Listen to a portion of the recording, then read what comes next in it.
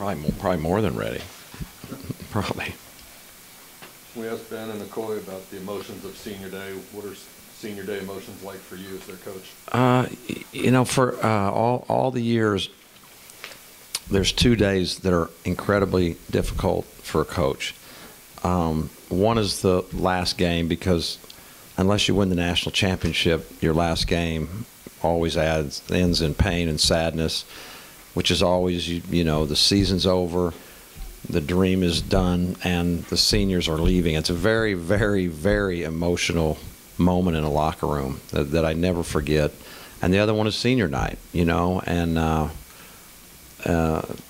just the feeling of, gosh, when guys are their most mature and you've been with them, you know, a long time, a lot of them, and they've just grown so much, and then they're going to leave. Those are the 2 toughest, really. Those are the 2 saddest nights every single year. It's one of the real downsides of coaching, because you can count on those 2 things happen unless you happen to win a national championship. Most of the players that you get them for 4 years. McCoy, you got 1. How was your relationship with him different? Yeah, that's what I was going to say. You know, you're not as deep as you know, when you get a freshman and you've lived all the things that you live, and all the things that you go through, and all the hardships, and all the growth, and all the great times, all the thing, everything.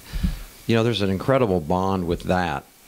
But at the same time, McCoy's very, very mature, very bright, and pretty deep, you know, and he's a guy that you can really get to know and appreciate and respect in so many ways for what he and his family have. I mean, starting with that, you know, just how many refugees do you know, for gosh sakes, but more than that, all the amazing. I said this before. I'm going to say it again. If we're talking about seniors,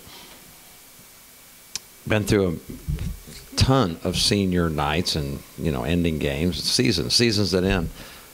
Never, ever can I remember even remotely close a pair of guys that have been through as much incredible adversity separately, totally different forms, other than this year, you know, with the injuries lately. They share that one. But all the other things, just amazing adversity, the most I've ever seen. And so I think that makes me, you know, doubly sad that, A, the season, you know, changed 3.5 weeks ago for them, because they were in a position, you know, to do the things that they really want. We were in a great position, and what a great reward for them.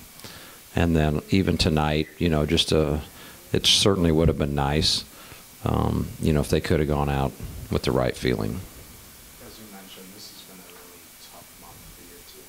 How do you think it's weighed on them physically and mentally? Well, it's incredibly difficult, but I had a guy come up to me. I don't want to, you know, give away names or whatever, but he told me he was a squad leader in the war, and so he's a military guy, and he's been watching these guys the last 3.5, 4 weeks, and he said to me, this really meant a lot, and I shared it with them, that, you know what, I would want to go to battle with these guys. You know, they whatever's been thrown at them, they just keep trying their tail off to the bitter end. I don't see them hanging their head. I don't see them giving in. I don't see them making excuses. I don't see them pouting up. I see them just continuing to try, and that's in the face of so let's look at tonight. They shot 44% from the field, 29% from 3. I think they got 9 offensive rebounds on 30 some odd chances to get them, for about 27% offensive rebounding. I think they shot 8 or 9 free throws for the game. Those are winning numbers. Those numbers win. Those are. You hope that most nights, particularly if you're playing a team as good as Houston is this year.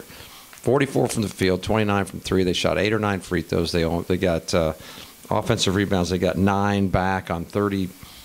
I don't know, 4 misses or something for 27 or 28% offensive rebounding percentage. Those are winning numbers, and those don't happen without great effort. So that's what I told our guys. I mean, we can feel. I mean, of course we feel terrible. I don't care what. You play checkers and you lose, you feel terrible, for gosh sakes. But you lose college basketball games, it's painful. And we've been, losing a number of games lately. It's painful. But for them to continue to play with that effort and energy. But on the other side of things, and this is, every time I open my mouth, I feel like there's an excuse, and it's not. It's a fact. I started saying this 3.5 weeks ago. We can't practice, and so we don't get to play against any pressure defense until the game comes up. And so tonight we, offensively, A, we couldn't make shots. B, we couldn't get in any rhythm. C, we were just out of whack, and who knows what other factors. But give them credit. They do a good job of, they keep their hands on you. That's why we shot a lot of fouls. But at the same time, they're not going to call every single one. It's a good pressure defense. They're strong. They're very strong across the board, and that was effective.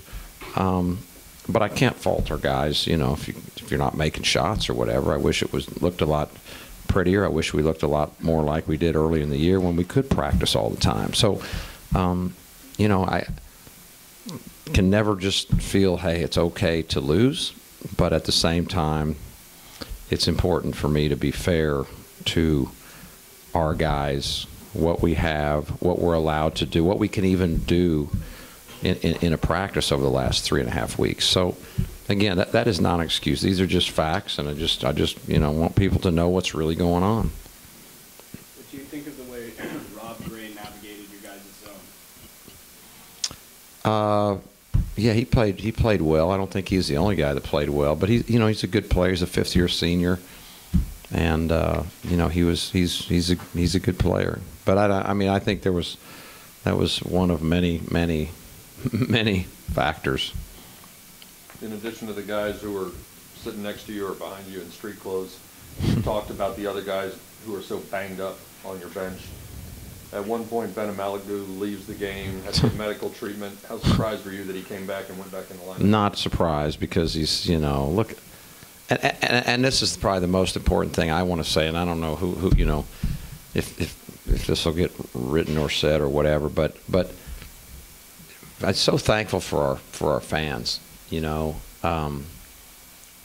to stick with these guys. I mean, we still have a lot of people coming, knowing that we're not playing nearly like we played a while back, and knowing that we're losing far more games than we're winning, and knowing that we're playing shorthanded, and knowing that we're not as offensive potent by a long shot as we were, all those things, and for them to just continue to support us means more than I can even possibly tell you.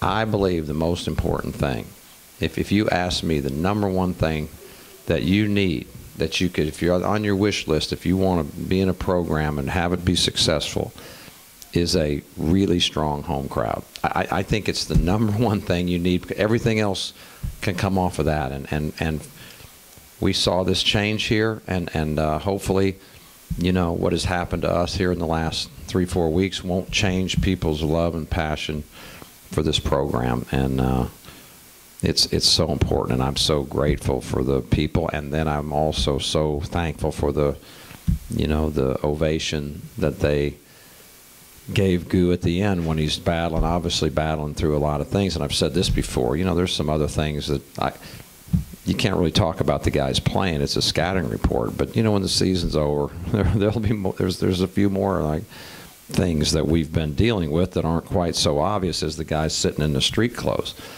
And for Goo to come back and just keep fighting his way, and just not giving up on his team, not giving up on the program, not giving up on the fans, I thought was just fantastic. Anything else? Thank you. Thanks, Tim.